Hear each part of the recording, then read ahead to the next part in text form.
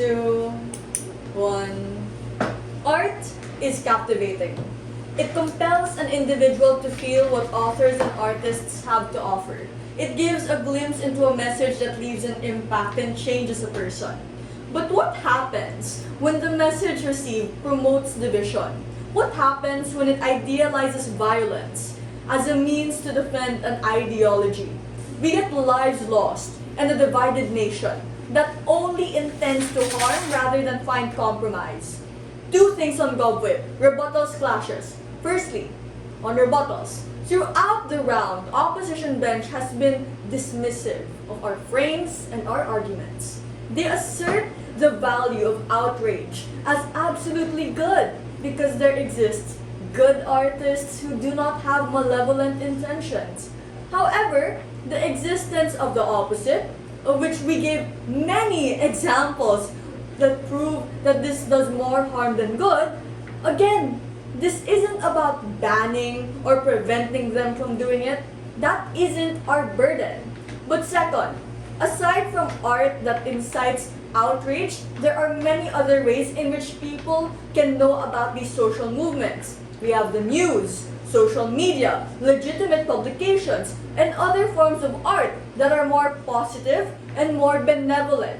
Ones that promote unity, solidarity, and collaboration. In my PM speech, we already told you about the democratic processes in which social movements use to forward legislation. And in DPM, we further elaborated on why this is the case. But lastly, taking all at their best, even if this is the only way to forward change, it's not worth it. Simply because not everyone in that social movement consents to being a part of this bloody, violent, and controversial movement.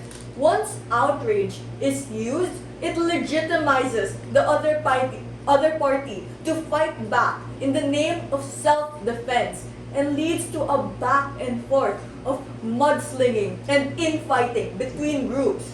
This wastes time and alienates allies from the other side and those that are in the gray area, as PM mentioned, which until now stands and was never responsive to. So, let's talk about the clashes. Our first clash then is on if controversial media is truly harmful on two layers, to the individual and to society. This clash is won by government for three key reasons. One, the underlying standard of this clash is scale, and government wins primarily because we focus not only on the art itself, but we went beyond that to talk about the movements and how this art is used as a means to manipulate the masses.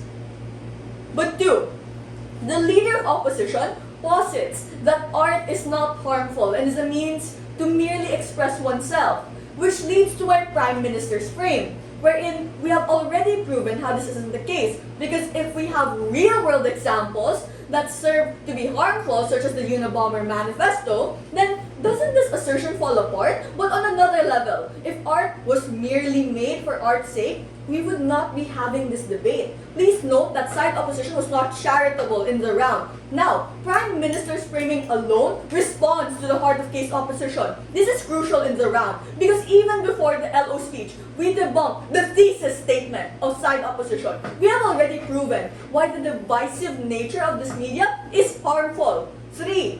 Now, even if we were maximally generous and agreed that art is art, opposition does not take into account the way that this art is received and how people react in response to these kinds of media that influences them internally. We cannot control how people receive this media, but this media influences the minds of these individuals. We need to understand that the controversial media, such as this, is so accessible in the modern day that if those in the younger generations who are easily influenced by these things they see and read, this media,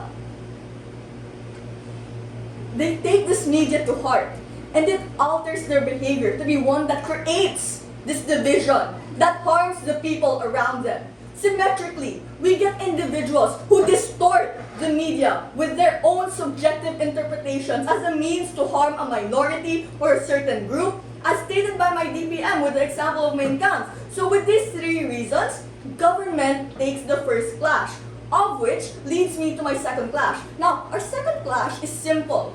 Why are there other alternatives of art that incite other emotions rather than outrage?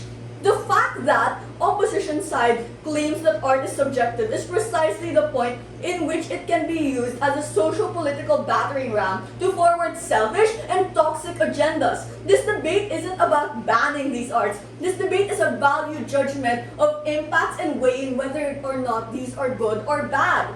Jaron's extension told you about how art can be collaborative and should be about community building. This isn't about the battle of the sexes or the battle of our side against their side. We tell you that the exclusive harm of these forms of art creates this division. A label in which you can consider yourself as the good guy and the other as a bad person. We told you many examples as to how this manifested throughout history and how that has inherently led to some of the worst atrocities of our time.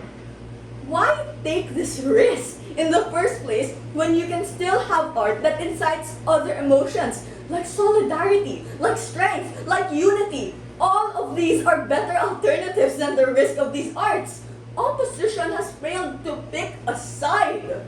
Their case cannot work logically if they both say in the same breath that it incites change, that it doesn't have that much of an impact.